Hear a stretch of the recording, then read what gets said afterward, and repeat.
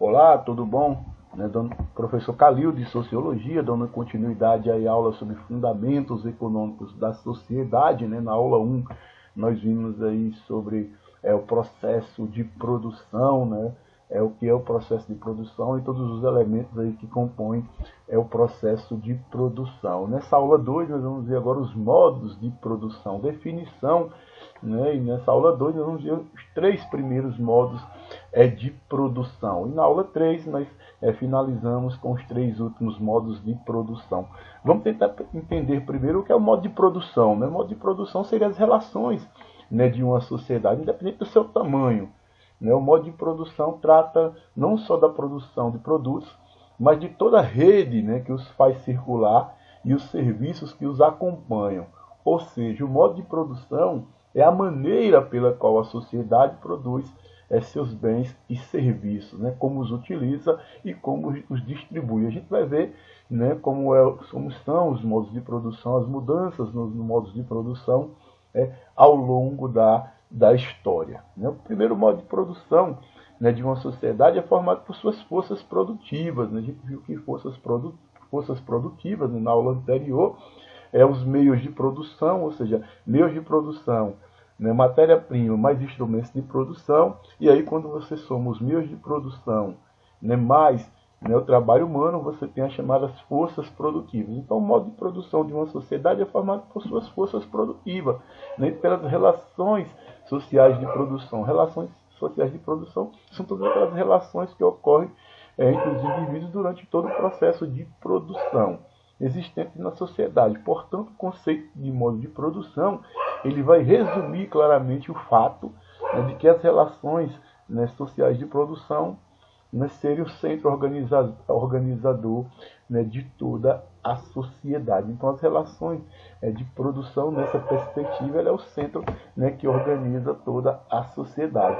É importante você ficar atento, ficar atento e observar de quem é a propriedade dos meios de produção, e como são as relações sociais de produção em cada modo de produção que a gente vai entender e ver a partir de agora.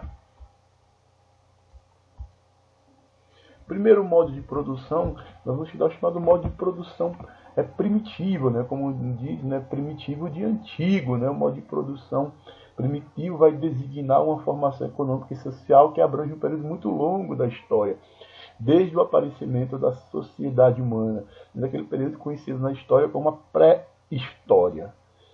A comunidade primitiva existiu durante centenas de milhares de anos, enquanto o período compreendido pelo escravismo, pelo feudalismo, pelo capitalismo, mal ultrapassa 5 milênios. Beleza?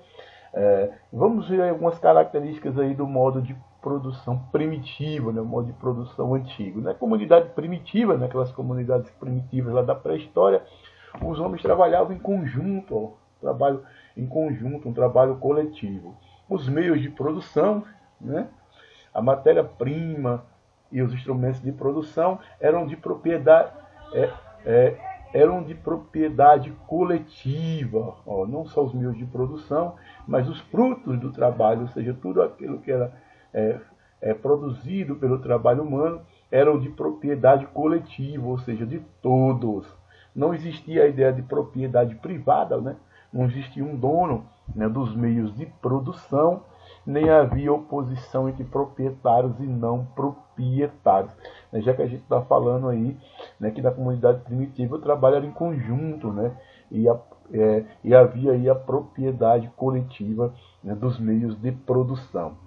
Já as relações de produção eram relações de amizade e de ajuda entre todos. Aí, como eram as relações de produção no modo de produção primitivo, eram relações baseadas na ajuda, na cooperação entre todos.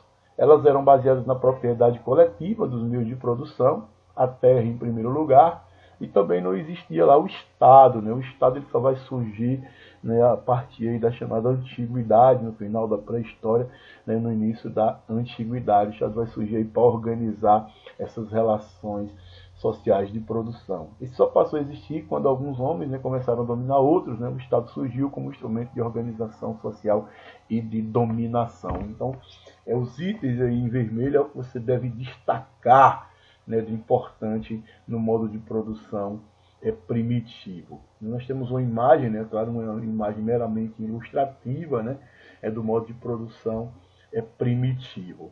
O segundo modo de produção é chamado modo de produção escravista, né, ou seja, onde a produção, né, ela se dava, né, através do trabalho escravo. Na sociedade escravista, né, os meios de produção, né, as terras e os instrumentos de produção, e os escravos, né, você percebe não só os meios de produção, ou seja, a matéria-prima e os instrumentos de produção, e também os escravos eram de propriedade do senhor. Então você tem no modo de produção escravista, né, o escravo, né, considerado como uma ferramenta, um equipamento, como um objeto, já que ele pertencia ao seu senhor.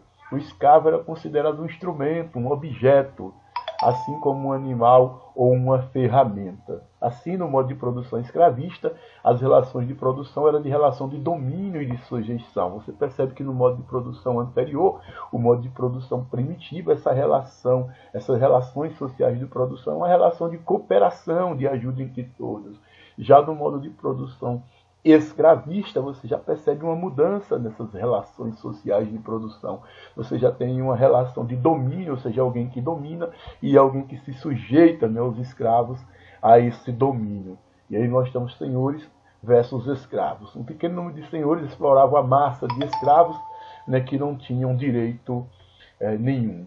Os senhores eram proprietários da força de trabalho, ou seja, a força de trabalho dos escravos, né, dos meios de produção, né, que era a terra, o gado, as minas, né, os instrumentos de produção, e do produto desse trabalho. Ou seja, os senhores, além de serem proprietários, né, dos instrumentos de produção, da matéria-prima, também se apropriavam, né, do resultado do trabalho desses escravos.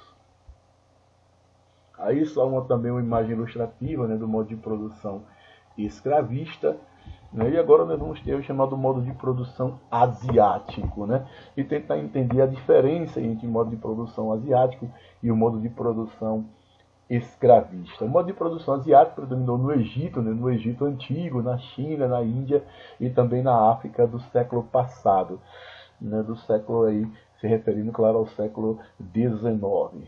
Tomando como exemplo o Egito, né? Nos tempos dos faraós, né? Uma aula aí de história, né, que a gente conhece bem, né, os faraós lá do Egito Antigo, vamos notar que a parte produtiva da sociedade era composta pelos escravos, que eram forçados, né, pelos camponeses, né, ou seja, essa massa produtiva da sociedade era composta pelos escravos, que eram forçados, né, pelos camponeses, que também eram forçados a entregar ao Estado que produziam, ou seja, os escravos e esses camponeses eles eram forçados a entregar ao Estado, né, aquilo que eles produziam. E você já percebe aí, já surge aí o Estado, né, como uma instituição que vai regular essas relações. Então, todo o fruto do trabalho, né, dos escravos, dos camponeses, deviam ser entregues ao Estado. E aí você vai perceber uma coisa interessante, que no modo de produção asiático, e principalmente aí no Egito Antigo, o Estado era o faraó. O faraó se dizia ser o Estado. Então, se tudo era entregue ao Estado, tudo pertencia ao Estado, e o faraó era o Estado, né, a chamada encarnação do Estado, né, que é a principal característica, né, e do modo de produção asiático, tudo pertencia ao faraó. A parcela maior prejudicada, cada vez mais, o meio de produção, a parcela mais prejudicada, né, com o meio de produção era justamente os escravos. Né? Para sistematizar toda essa estrutura produtiva, né, do trabalho dos camponeses e dos escravos, o Estado contava com um forte aparato burocrático, né, toda uma imensa burocracia e um rígido controle sobre a sociedade. Né? Havia cargos aí, pessoas que tinham a função de controlar todo o trabalho dos camponeses e dos escravos. É fundamentado no regime teocrático. O que seria esse regime teocrático? Vamos lá para a aula de história, né? Teocracia, né? Governo baseado na religião, né? Na religião, a teocracia, né? Daí também chamado de servidão coletiva, daí também né, o modo de produção asiático também se chama de uma servidão coletiva.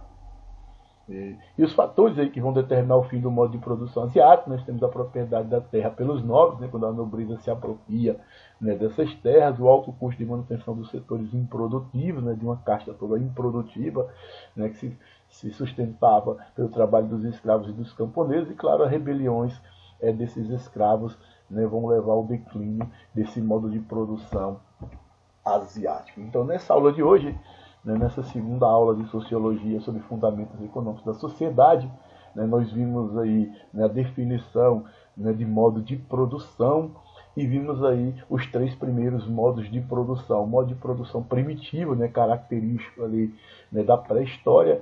Né, depois do modo de produção primitivo, nós vimos o modo de produção escravista, né, e o modo de produção asiático. Sempre lembrando que é importante, né, você destacar em todos esses modos de produção, né, quem eram os proprietários dos meios de produção e como eram as relações de produção. Na próxima aula a gente dá continuidade aos modos de produção, né, falando aí do modo de produção feudal, do modo de produção capitalista e do modo de produção socialista. Ok?